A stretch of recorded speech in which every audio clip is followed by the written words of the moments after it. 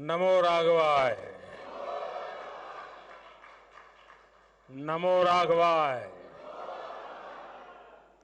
हम सबको आशीर्वाद देने के लिए उपस्थित पूजनीय जगतगुरु श्री रामभद्राचार्य जी,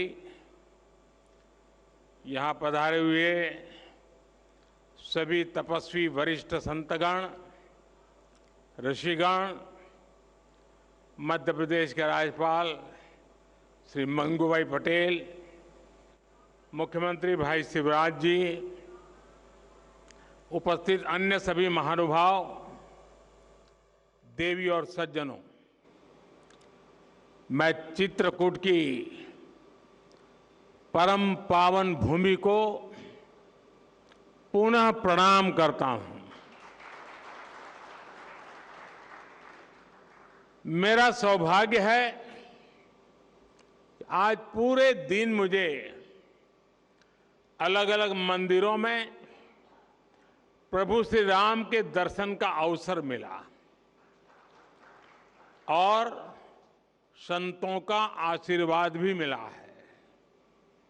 विशेषकर जगतगुरु रामभद्राचार्य जी का जो स्नेह मुझे मिलता है वो अभिभूत कर देता है।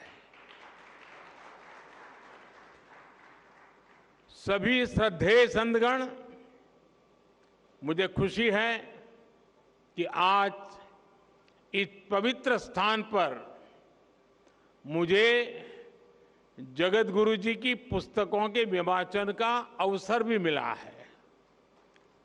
अष्टाध्यायी भाष्य, रामानंदाचार्य चरितम और भगवान कृष्ण की राष्ट्रलीला,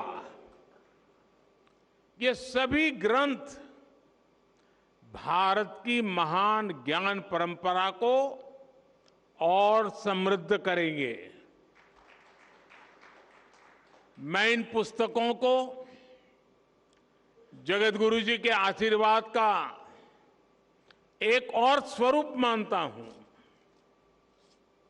आप सभी को मैं इन पुस्तकों के विमोचन पर बधाई देता हूं। मेरे परिवारजनों, अष्टाध्यायी भारत के भाषा विज्ञान का, भारत की बौद्धिकता का और हमारी शोध संस्कृति का हजारों साल पुराना ग्रंथ है। कैसे एक एक सूत्र में व्यापक व्याकरण को समेटा जा सकता है, कैसे भाषा को संस्कृत विज्ञान में बदला जा सकता है, महर्षि पाणिनि की हजारों वर्ष पुरानी रचना इसका प्रमाण है। आप देखेंगे दुनिया में इन हजारों वर्षों में कितनी ही भाषाएं आई और चली गई। नई भाषाओं ने पुरानी भाषाओं की जगह ले ली, लेकिन हमारी संस्कृत आज भी उतनी ही अक्षुण्ण, उतनी ही अटल है। संस्कृत समय के साथ परिष्कृत तो हुई, लेकिन प्रदूषित नहीं हुई।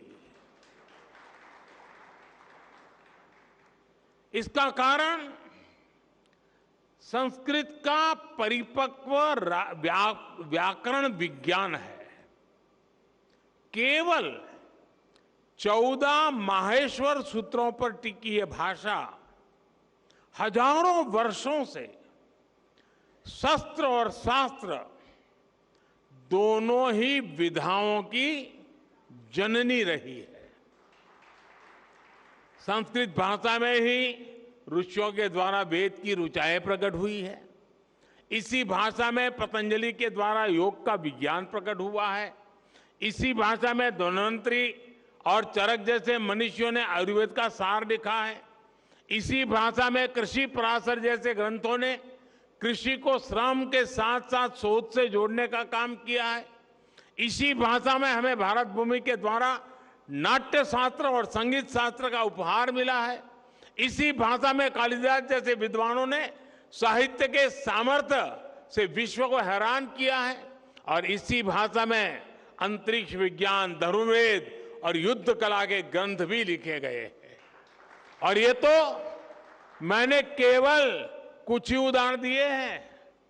ये लिस्ट इतनी लंबी है कि आप एक राष्ट्र के तौर पर भारत के विकास का जो भी पक्ष देखेंगे उसमें आपको संस्कृत के योगदान के दर्शन होंगे। आज भी दुनिया की बड़ी बड़ी यूनिवर्सिटीज में संस्कृत पर रिसर्च होती है। अभी हमने ये भी देखा है कि कैसे भारत को जानने के लिए लिथुआनिया देश की राजदूत ने भी संस्कृत भाषा सीखी। यानी संस्कृत का प्रसार पूरी दुनिया में बढ़ रहा है। साथियों, गुलामी के 1000 साल के कालखंड में भारत को तरह तरह से जड़ों से उखाड़ने का प्रयास हुआ। इन्हीं में से एक था संस्कृत भाषा का पूरा विनाश। हम आजाद हुए, लेकिन जिन लोगों ने गुलामी की मानसिकता नहीं गई, वो संस्कृत के प्रति वैर भाव पालते रहे।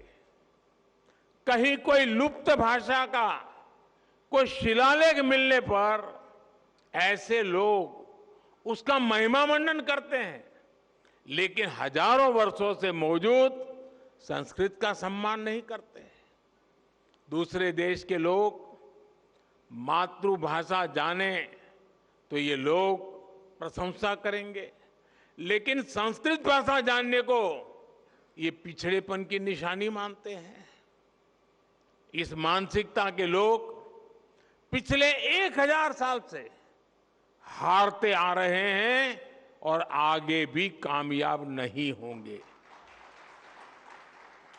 संस्कृत केवल परंपराओं की भाषा नहीं है, ये हमारी प्रगति और पहचान की भाषा भी है। बीते 9 वर्षों में हमने संस्कृत के प्रसार के लिए व्यापक प्रयास किए हैं। आधुनिक संदर्भ में अष्टाध्यायी भाष्य जैसे ग्रंथ इन प्रयासों को सफल बनाने में बड़ी भूमिका निभाएंगे। मेरे परिवारजनों, रामभद्राचार्य जी हमारे देश के ऐसे संत हैं जिनके अकेले ज्ञान पर दुनिया की कई यूनिवर्सिटीज स्टडी कर सकती है।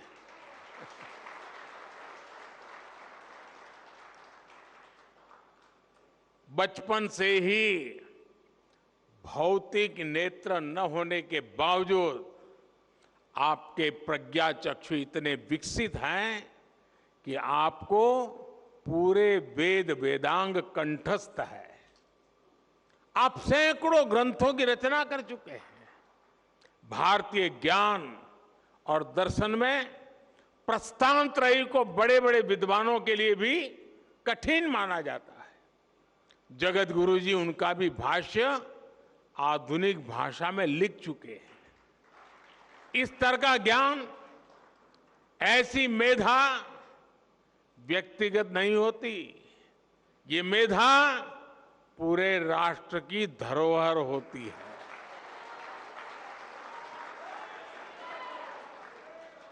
और इसलिए हमारी सरकार ने 2015 में स्वामी जी को पद्म विभूषण से सम्मानित किया था। साथियों, स्वामी जी जितना धर्म और अध्यात्म के क्षेत्र में सक्रिय रहते हैं, उतना ही समाज और राष्ट्र के लिए भी मुखर रहते हैं। मैंने जब स्वच्छ भारत अभियान के 9 रत्नों में आपको नामित किया था, तो वो जिम्मेदारी भी आपने उतनी ही निष्ठा से उठाई थी। मुझे खुशी है कि स्वामी जी ने देश के गौरव के लिए जो संकल्प किए थे वो अब पूरे हो रहे हैं। हमारा भारत अब स्वच्छ भी बन रहा है और स्वस्थ भी बन रहा है। मां गंगा की धारा भी निर्मल हो रही है। हर देशवासी का एक और सपना पूरा करने में जगत गुरु रामभद्राचार्य जी की बहुत बड़ी भूमिका रही है। अदालत से लेकर अदालत के बाहर तक जिस राम मंदिर के लिए आपने इतना योगदान दिया, वो भी बनकर तैयार होने जा रहा है। और अभी 2 दिन पूर्व ही मुझे अयोध्या में श्री राम जन्मभूमि तीर्थ क्षेत्र ट्रस्ट द्वारा प्राण प्रतिष्ठा समारोह में शामिल होने का निमंत्रण मिला है। इसे भी मैं अपना बहुत बड़ा सौभाग्य मानता हूं। सभी संतगण आजादी के 75 वर्ष से आजादी के 100 वर्ष के सबसे अहम कालखंड को, यानी 25 साल, देश जो अब उसे अमृतकाल के रूप में देख रहा है। इस अमृतकाल में देश विकास और अपनी विरासत को साथ लेकर चल रहा है। हम अपने तीर्थों के विकास को भी प्राथमिकता दे रहे हैं। चित्रकूट तो वो स्थान है जहां आध्यात्मिक आभा भी है और प्राकृतिक सौंदर्य भी है। 45,000 करोड़ रुपए की केन बेतवा लिंक परियोजना हो, बुंदेलखंड एक्सप्रेस वे हो, डिफेंस कॉरिडोर हो, ऐसे प्रयास इस क्षेत्र में नई संभावनाएं बनाएंगे। मेरी कामना और प्रयास है चित्रकूट विकास की नई ऊंचाइयों पर पहुंचे। एक बार फिर पूज्य जगत गुरु श्री रामभद्राचार्य जी को मैं आदरपूर्वक प्रणाम करता हूं। उनके आशीर्वाद हम सबको प्रेरणा दे, शक्ति दे, और उनका जो ज्ञान का प्रसाद है वो हमें निरंतर मार्गदर्शन करता रहे। इसी भावना को प्रकट करते हुए मैं हृदय से आप सबका बहुत बहुत धन्यवाद करता हूं। जय श्री राम। ओम आ ब्राह्मणो ब्रह्म वर्चसी जायता मा